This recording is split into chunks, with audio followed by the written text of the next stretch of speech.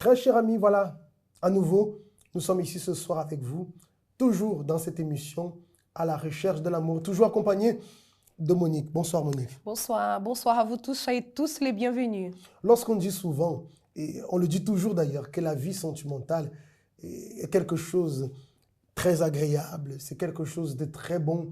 Enfin, bien sûr, il faut investir pour cela, il faut investir. Aujourd'hui, la personne veut manger de bons fruits. Il faut investir, il faut prendre soin, il faut cultiver. Il faut un temps. Voilà, il y a un temps. Rien ne se fait de façon facile. Pour toute chose, il y a un investissement, je dirais. Il y a un sacrifice. Et souvent, il y a des moments difficiles, mais qui font partie de l'apprentissage. Oui, et parfois la personne, elle ne profite pas de ces bonheurs de la vie sentimentale à cause de la paresse. Tu sais qu'il y a des gens qui sont paresseux, paresseuses à donner cet temps pour la vie sentimentale, cet investissement, comme on vient de dire là, même les fruits. Si on arrache un fruit de l'arbre avant le temps, on ne va pas manger le fruit, un bon fruit. Et ainsi, c'est l'amour, ainsi, c'est la vie sentimentale. Il faut avoir cet investissement. Prendre soin et attendre le bon moment. On va profiter, avant de parler du thème de ce soir, très intéressant d'ailleurs, nous allons voir ensemble un témoignage, une expérience d'une personne qui est avec nous. Vous voyez que chaque semaine, nous vous mettons des expériences. Les personnes sont en train, Monique, les personnes sont en train d'avancer, les personnes sont en train de développer. Et principalement dans l'intérieur, parce que ça concerne la vie sentimentale. Vous voyez, c'est l'intérieur. Parce que les personnes, beaucoup de personnes se lancent dans des relations, mais l'intérieur n'est pas bon. L'intérieur est encore en souffrance. L'intérieur est blessé. Oui, ça fait vraiment plaisir de voir cela. Parce que c'est ça le but. Notre but, le but de Dieu, c'est que la personne elle comprenne que la vie sentimentale, elle vient beaucoup de notre intérieur. Parce que si la personne elle n'est pas bien dans son intérieur, elle va pouvoir jamais entamer une vie sentimentale bénie. Elle va jamais pouvoir faire l'autre heureux si elle-même elle n'est pas bien en elle, si elle n'est pas heureuse. Effectivement, c'est la raison pour laquelle nous allons voir en ce moment cette expérience. Soyez attentifs et vous pouvez déjà partager le lien de cette émission avec votre entourage. Certainement, quelqu'un tombera dessus et ça va l'aider. À tout de suite.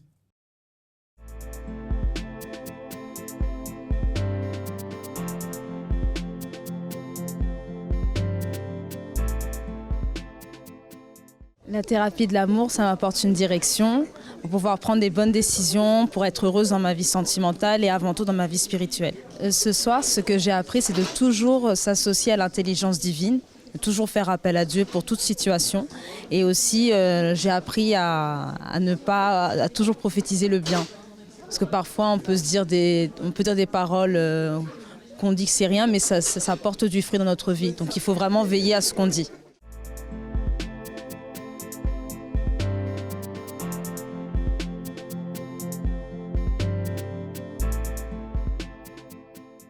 Dans l'émission de lundi, nous parlions de la personne qui avait peur de répondre à l'autre personne par un non et qui finissait malheureusement par souvent alimenter une fausse espérance en l'autre personne. On a donné l'indication par rapport à cela.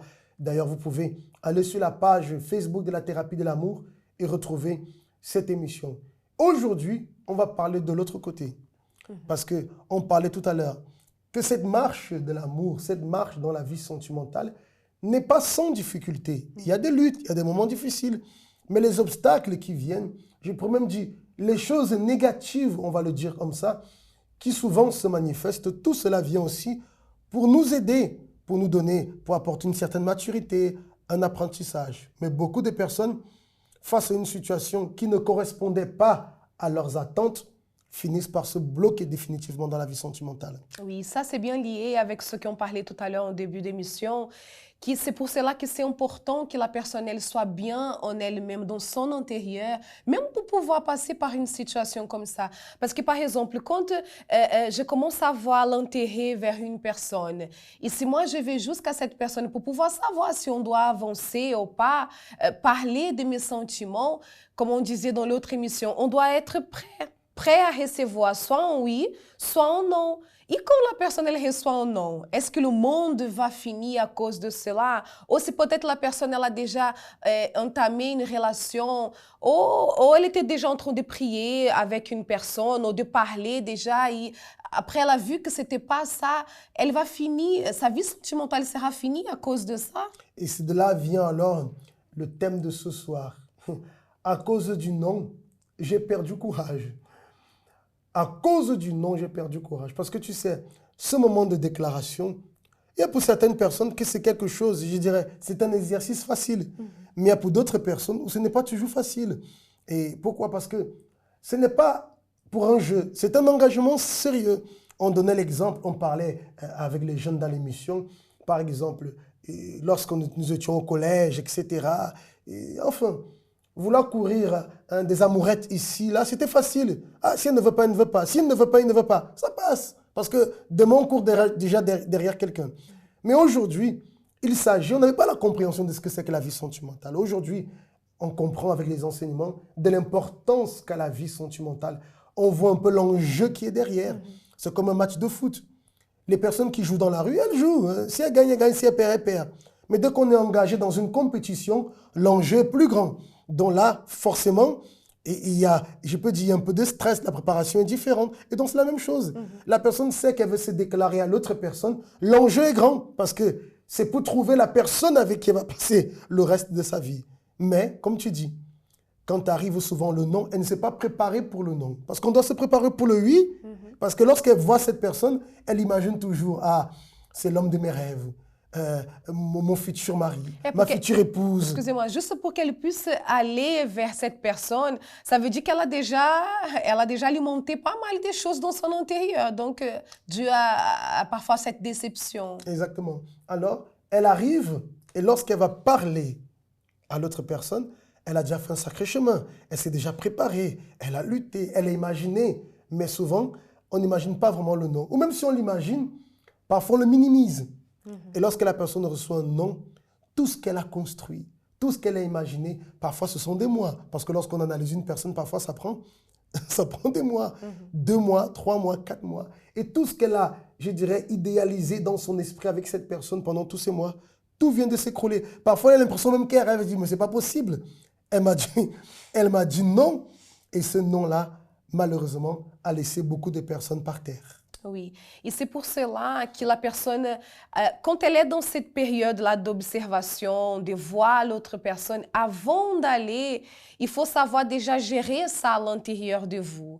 Quand vous allez parler à la personne, allez pour un oui ou pour un non. N'ayez pas seulement dans votre tête seulement cet objectif. Ah, si c'est un oui, alors on va construire ceci, on va construire cela. Non, on remet entre les mains de Dieu, c'est ce qu'on enseigne toujours dans les conférences, et on va voir si c'est la volonté de Dieu ou pas. Elle doit se dire, bon, j'espère que c'est un oui. Mais si c'est un non, ce n'est pas grave, rien n'est perdu.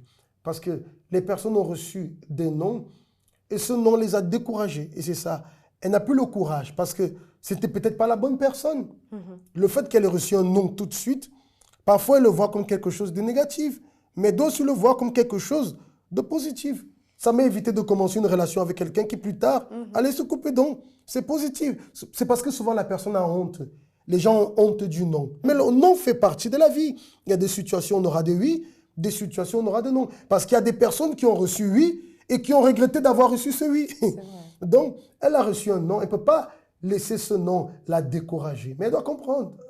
Si ce n'était pas la bonne personne, il n'y a pas de souci. Je vais prendre cela comme expérience. Peut-être je me suis précipité. Peut-être j'ai vu que cette personne me regardait, je pensais qu'elle avait un sentiment pour moi. Et je dis, moi, je me suis construit des choses qui n'existaient pas.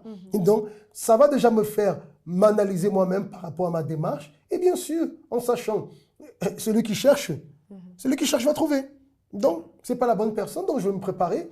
Et une autre opportunité se présentera. Mais je ne peux pas laisser le non me faire mettre un blocage total et définitif dans ma vie sentimentale. Oui, et c'est vrai que, bon, la personne, au moins, elle a eu le nom. Elle sait déjà ce qui va sortir là de cette situation. Parce que parfois, il y a des gens qui restent, ah, mais si je vais, je reçois un nom. Elle reste dans ce doute-là. OK, j'ai eu ce nom, alors qu'est-ce que je vais prendre avec ce nom, avec cette petite déception, si on peut dire comme ça? Parce que ça fait du mal. Ça fait, on vous comprend, ça fait du mal. C'est pas toujours agréable de recevoir le nom. Parce qu'on ne s'attend pas. Voilà. Mais c'est comme tu as bien expliqué, on doit prendre cela comme une expérience. C'est votre histoire. C'est l'histoire de votre vie sentimentale. Vous devez prendre cela, OK, c'est un bagage de plus, c'est une expérience de plus, et je vais avancer avec, c'est tout. Et tu sais qu'il y a des personnes qui, au départ, ont dit non. Et plus tard, on finit par dire oui. Bon, je ne suis pas en train de dire cela pour que la personne alimente une espérance. Mais parfois, la personne qui a dit non, elle était aussi prise, je dirais, de court par la déclaration. Alors, elle a dit non. Mais en fait, au fond d'elle, elle ne voulait pas dire non. Parce que ça arrive. Et plus tard, elle finit par dire oui. Donc, ne perdez pas le temps, ne vous découragez pas. Si vous avez reçu un non, ça vous a découragé. Il y a des personnes qui ont reçu déjà plusieurs noms. Mais il ne faut pas se décourager.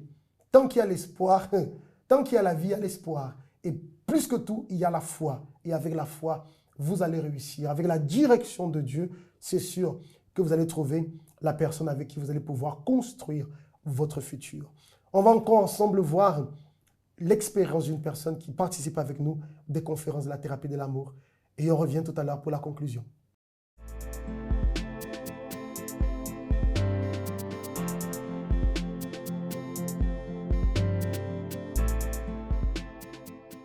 Quand je suis arrivée à la thérapie d'amour, j'arrivais pas à abandonner mon passé dans ma relation que j'ai eue avec quelqu'un où j'étais vraiment attachée. J'arrivais pas à me décider de terminer avec la personne et c'est quand dans une réunion, j'ai mis un point et j'ai dit non, je ne pouvais pas continuer et c'est là que j'ai terminé avec cette personne-là. Mais il n'y avait pas que ça.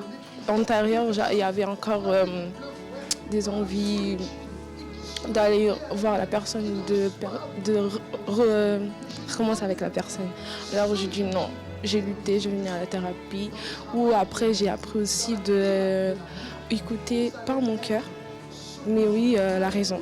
C'est là que j'ai eu me battre et là, je suis un moment en train de me battre encore. Ça m'aide, la thérapie, ça m'aide vraiment en spirituel et aussi dans ma famille.